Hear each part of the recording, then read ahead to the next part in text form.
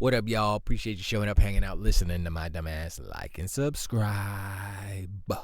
So, Halo is coming out next year, I guess. Yeah, next year, I guess. It probably says at the end of this trailer. So, yeah, we just gonna click this. But yeah, you know, it's going everywhere. PS5, blah blah blah. Campaign evolved. That's what it's called now. So sure, I saw like briefly. I think I watched it once, halfly watching it on my phone, so I didn't get all the detail. So I was like, oh okay, yeah, it's Halo. And now, of course, all the donkey unicorns and the ponies are like, oh my gosh, it's over, blah blah blah. It's like, they don't seem to understand what's happening, right? So first, the whole thing with Amy Hood and the 30% and stuff, right? The not the profit margin. It was the oh my gosh, I can't remember. I had it on the tip of my tongue and I just lost it. But anyway, so how I understand it, because I was listening to Dirt and Sean, and someone called in who is part of a company, and they know certain things about companies, the inner workings of it, and the finance side especially. And basically what he was explaining is that these companies will shoot for a very high number when it comes to profit margins and profits and stuff, right? They have the lowest of the low number. Like, this is, if we get this, we're bad shape. If we get in the middle, sure, that's fine. If we get to the highest of the high, that's what I want to get to the highest of the high, but I understand that's lofty goals and blah blah blah, right? And so that's the same thing happening at Microsoft right now. The 30% represents the ceiling as to where they want to hit. Now, they're basing it off of many different things. You can say, oh, you can base it off of Call of Duty, or you can base it off of what Nintendo does, or you can base it off of Fortnite. You can go through all the different companies and see where they're at and kind of get an average, or look at what you have as far as a portfolio and, do some calculus and make up a number. But that's all it is. It's a made-up number. And before these donkey unicorns and ponies are so dumb that they don't realize that Microsoft striving to hit higher profits, while for consumer facing, for us, it's like, oh man, they're going to fuck. I heard a bunch of pony bots, I'm going to call them. Oh, boy, there's going to be layoffs and there's going to be this. They just raise the prices. They just raise the prices again. They're doing all these things so they don't have to fire people. If they said, oh, we're going to cut the prices, and then they would fire people, because that's how you make it up, right? But since they're raising the prices, that's going to mitigate the need to fire people. They're closing down certain games and such because they see that it's just a money pit. It's a waste of money. That's what they should have done with Concord. But Sony, PlayStation, they can't see. They can't see these things. They're just blinded by, I don't even want to call it ambition. It's just dumb faith or something. And so they waste $400 million, And also, the ponies and donkey unicorns don't realize that Sony, PlayStation, is at the low end of the profit margin spectrum. Microsoft is like healthily in the middle. I think it was I said 10 to 20%, and I heard that from somewhere. 17 to 22% is the average, I guess. And this is all like, secondhand. I don't know where they're getting this information from, but that's what everybody's saying, right? That's what the people are saying. So, fine, we'll use those numbers. And we'll also use the numbers that Sony has. And Sony's profit margin numbers are less than 10%. They were, I believe, at 6% at one point. And this is why Hiroki Totoki and all these people, and this is why Jim Ryan got fired.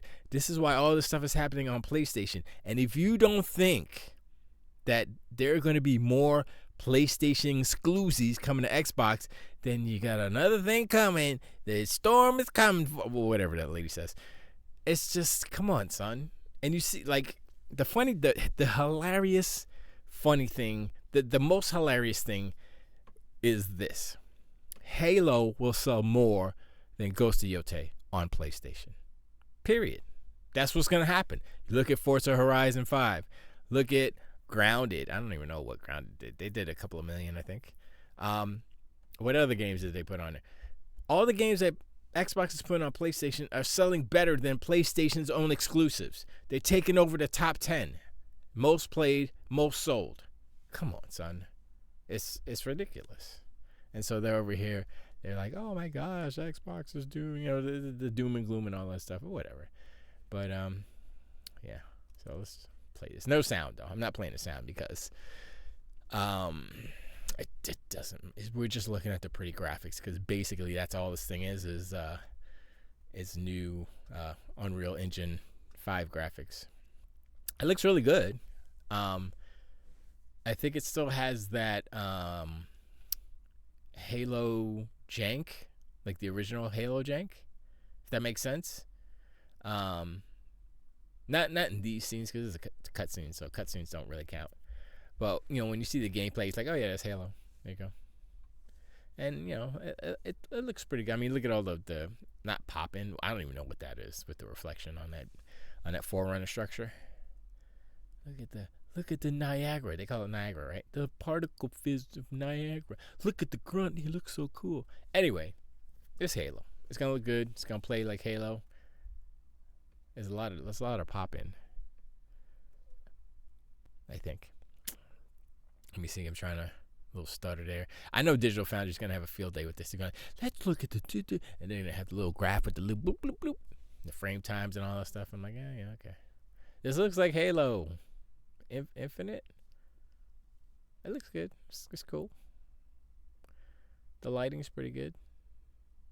But anyway, it's like the whole ponies and Doc Unicorns trying to doom and gloom and everything and like the 30% thing, and that's like, man, what? It's like I don't understand how these guys think that they know what's best for a multi-trillion-dollar company. Amy Hood, she's kind of posited as the bad guy right now. Oh my gosh, she's the bad guy. But accountability margin. That's what it's. I was trying to.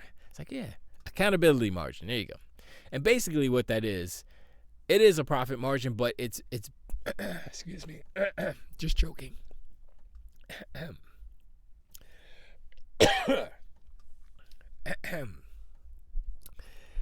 Oh my gosh. I think I just lost my voice.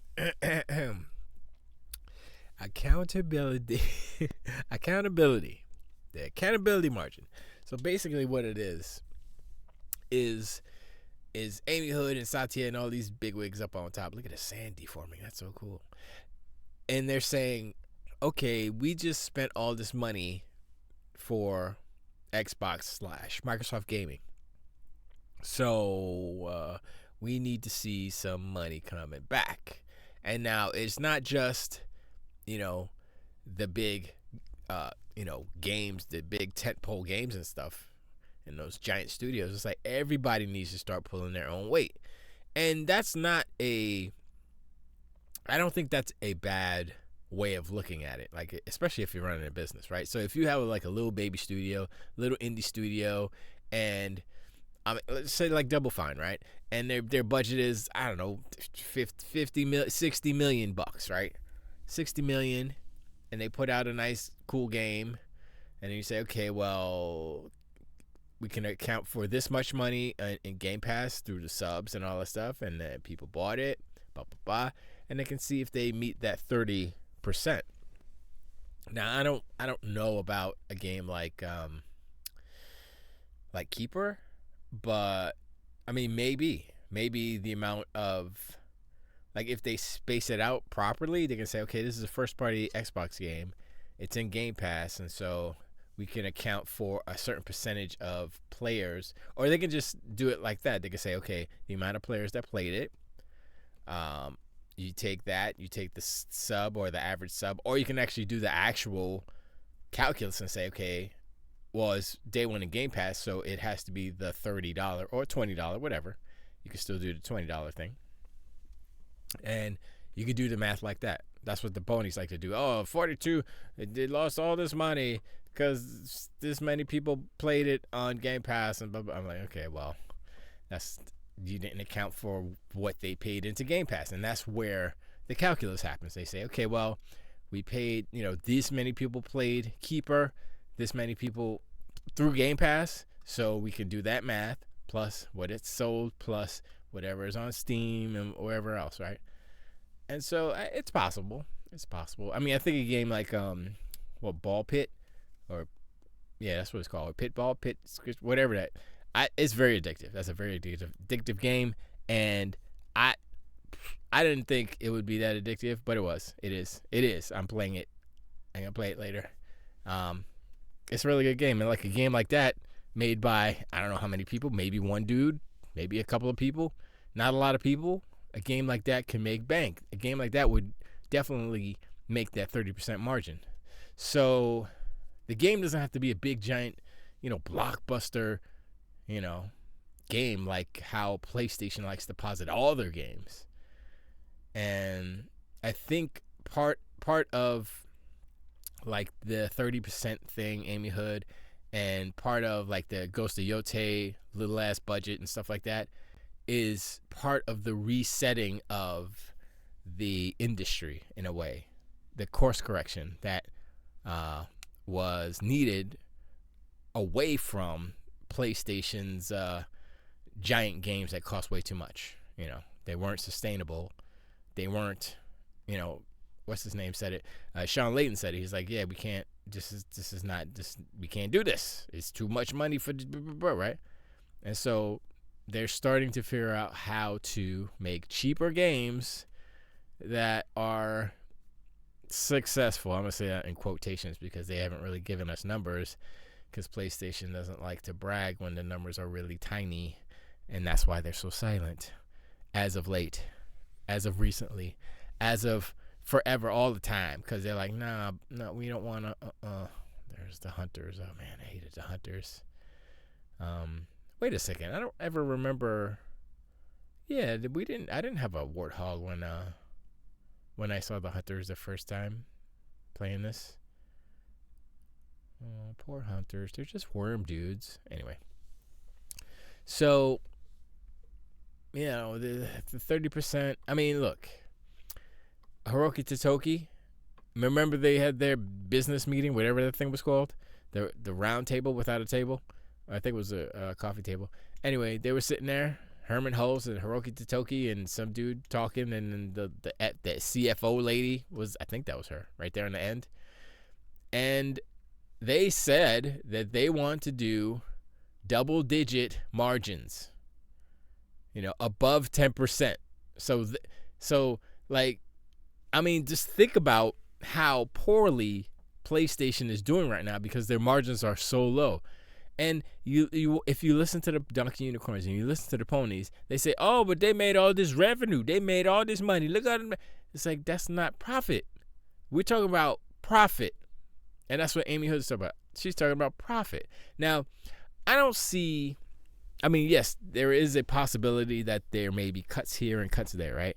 But the fact that they're not taking losses on their hardware anymore helps that 30% goal, because that was cutting into the profit back in the day. When they stopped that, when they raised all the prices on everything, I mean, we hate it, but they needed to do that in order to, like I said before, not have to fire or close studios or close games. And, it's kind of like what Nintendo has been doing for a while, but they've gotten away with it because they give you underpowered hardware and they charge you a premium for it. The Switch 2 is not a super duper powerful piece of kit. It's better than the original Switch, which came out almost 10 years ago. 8 to be specific. But, it's not that powerful. And that's how they've been able to keep that profit margin, not lose any money on their hardware, is because they're charging full price. They're charging what they need to charge in order to not lose it on the hardware. And it's a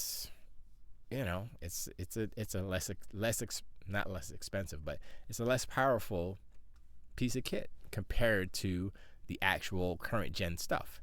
And so now people are saying, oh man, the next gen is going to be, the next PlayStation 6 is going to be $600 and the next Xbox is going to be $1,200, right? I said that last video. And I wanted to correct that because I believe that I was just kind of going off of what King said, and I was like, yeah, well, maybe a little bit less. And then I said, oh, but the RAM is going to dictate how much. And that is true to a certain extent. But then I really didn't take into account, if you look at the ROG Ally X, right? The ROG Ally X is a handheld, right?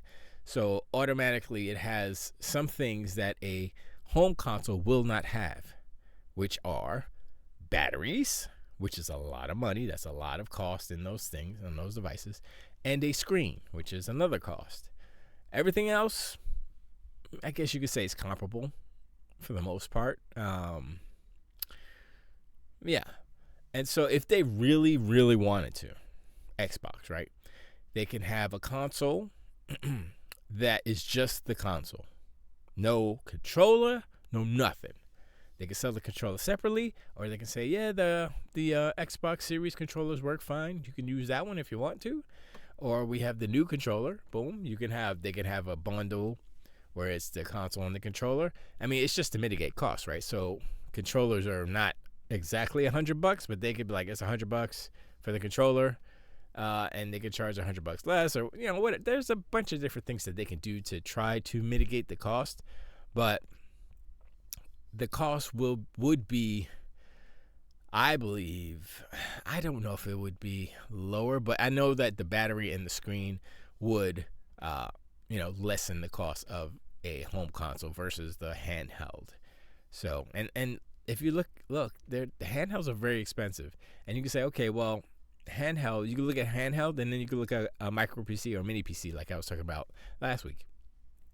And these handhelds cost more than those micro PCs. Now, the micro PC probably doesn't have, all the specs that the new Xbox says it's going to have, that they're saying.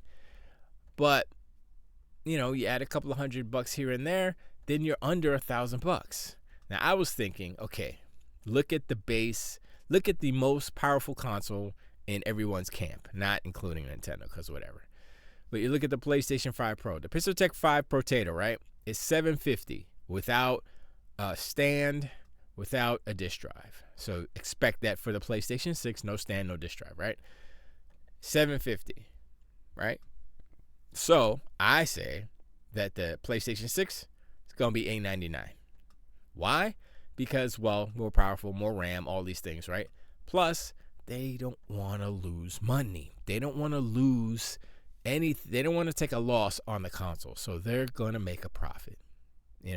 This is what this generation has been. It's been the evolution and transformation and the transitioning into away from the lossless console model. And part of it is Xbox doing the whole Halo. There you go. Halo Studios. Boop boop.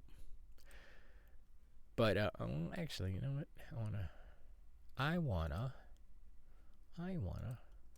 put it like there. Nope. Oh, that's not. Hold up. What the heck just happened? Hold on. I don't want to watch that. There we go. Put it on a nice something. I kind of like the beginning. It's pretty.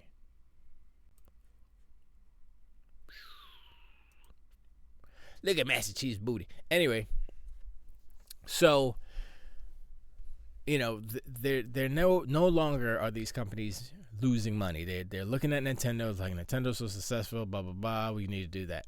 Xbox is going the other route where they're like, we're gonna make the most powerful box. You gonna buy this and not need to buy another console for another 10 years, basically. And I'm like, that sounds good to me. I'll take it.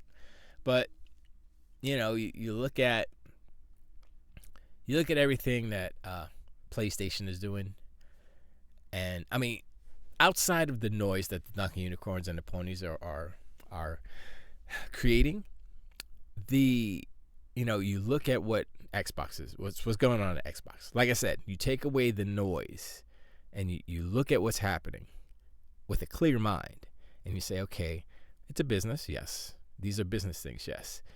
30%, is it a mandate? I don't think it is. People are adding that language. Did Xbox come out officially and say, yo, there's a 30% mandate on whatchamacallit? On margins? Accountability margins? And I'm like, maybe not. And the thing is, I don't think that's across all of like the properties, IPs, and studios, because some studios, how do I say this? They spend more money than others, right? So, I mean, honestly, it could be. So, I take it back. Let's just say blanket policy, 30% across all studios. Then you have a smaller studio that, a super small indie studio does 10 million for the game, and it's a big giant hit. They make well over the 30% and accountability margin, because the accountability margin is based off of how much money that studio, that project is spending, So if you don't spend a lot of money, you don't have to make a lot of money back. If you make more money, then my question is, does that stay within the studio and that group, or is it kind of spread amongst the whole of Xbox so that, a smaller studio, if it blows up a game and they, let's say, have 70% accountability, like the margin is 70%. So they can say, okay, that 70% comes in and it helps out another studio that's smaller. But you know what? Now that I'm thinking about it, it's going to have to be calculus. It's going to have to be calculated throughout all the whole organization in order to get the right number. Because a smaller studio, like I said, the percentages may be higher, but the actual money is just nothing compared to a bigger game. So, okay, scratch that. But, I think a lot of people are over. Once again, it's the tax, plus everybody likes bad news and everybody loves bad Xbox news. So it's also part of the social media machine that loves to hate on Xbox. And not even that, it's the content creators who have found a niche in creating content that is anti-Xbox and pro-Sony, and that's their living. That's how they make money. And that's why I keep kind of harping on them and making fun of them, because they don't have enough talent and skill to transition to something else, to be more entertaining doing something else. I've been doing music for a long time. I used to draw. I'm doing Blender stuff. I do all kind of. I'm jack of all trades. Master of none is oftentimes better than master of one. That's the whole quote for you guys who are uninitiated. I hate it when people use the first part of that saying, jack of all trades, master of none, and then they stop, and then they'll say the other half, which is very important: context. So, jack of all trades, master of none is oftentimes better than master of one. And so I'm a jack of all trades for the most part. I can, and I will make the music, make the beat, write it, perform it, do the video, edit the video, all the things, put it out. I can do all that. I have done that before for myself and others. But the point is that they need to be more efficient in when they're making whatever they're making, right? And so I guess it's not a bad thing in that it's what it's called, accountability. So what it is, that whole accountability margin thing, it's kind of a notice for the studios to don't F around. Look at what happened to Bungie. Bungie is probably why Amy Hood exists and why this whole thing exists, because they were like, okay, we're looking at our organization, our studios in here, and some of them kind of feel like Bungie. Because remember, Microsoft had Bungie back in the day, right? And they had to deal with Bungie. And how I believe it, how I see it, Bungie has never changed. They've kind of always been the same. It's just that Microsoft was a little tolerant. They had the money, whatever. PlayStation don't have the money. They are not tolerant. They literally destroyed Bungie. Bungie doesn't exist. As far as I'm concerned, Bungie doesn't exist anymore. They fired like almost everybody. It's just crazy, right? And so Bungie was just not, they were not managing that studio properly. And they thought it was the Wild Wild West. Yo, let's go get this penthouse, son. We got to work on this game. Let's get the penthouse. Let's get the dancers and some drinks. Let's go. We got to work. It's like, wait. Drinks? What? How? What do you?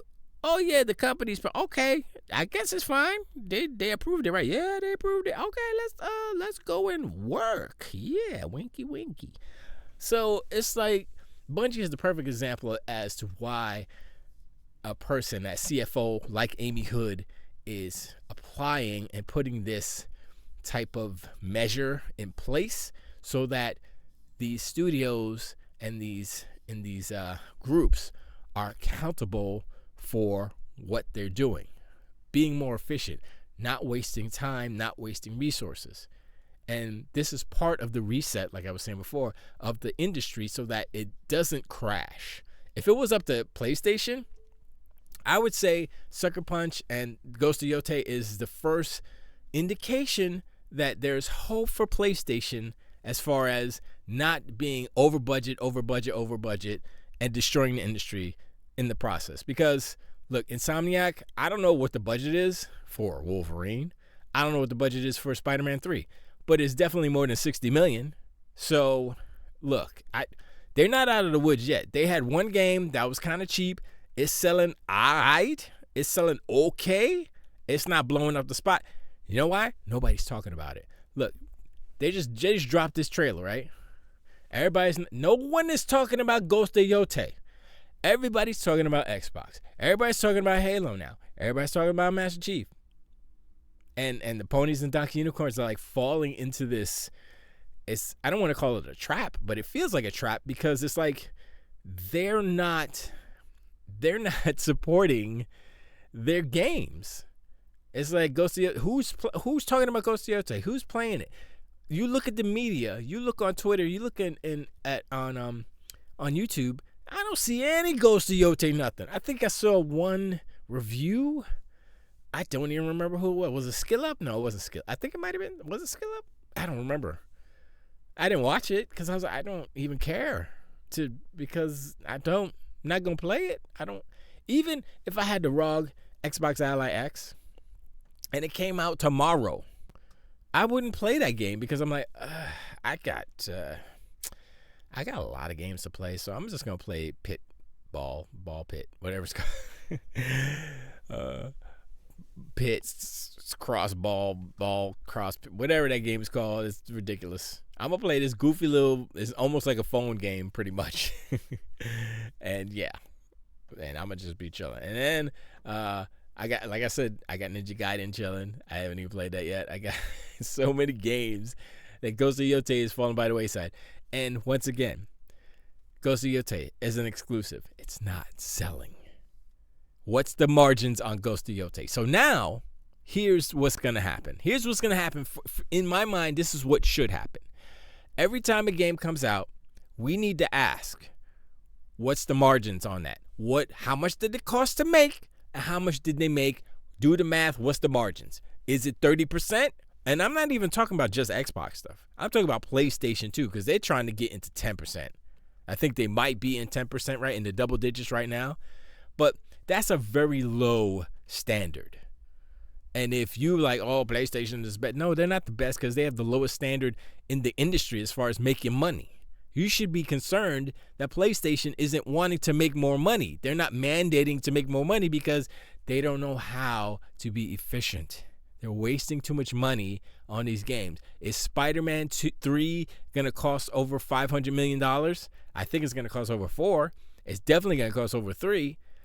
I'm just saying, it's not a good look. But anyway, I appreciate y'all hanging out, showing up, listening to my dumb ass. Like and subscribe. Let me know in the comments below what you think about. First of all, these visuals are beautiful. It's very nice. I mean, I'm gonna play it. Obviously, it's gonna be on Game Pass. So I'll run through it. Halo is definitely a seminal game.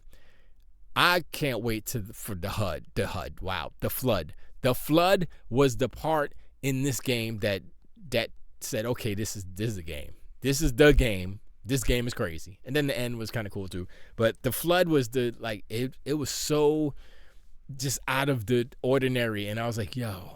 And that feeling was like, it was just like, you weren't expecting it. You're like, oh yeah, we're going to shoot these grunts. It's just a military shooter. Wee-hoo. It's like aliens because, Bungie has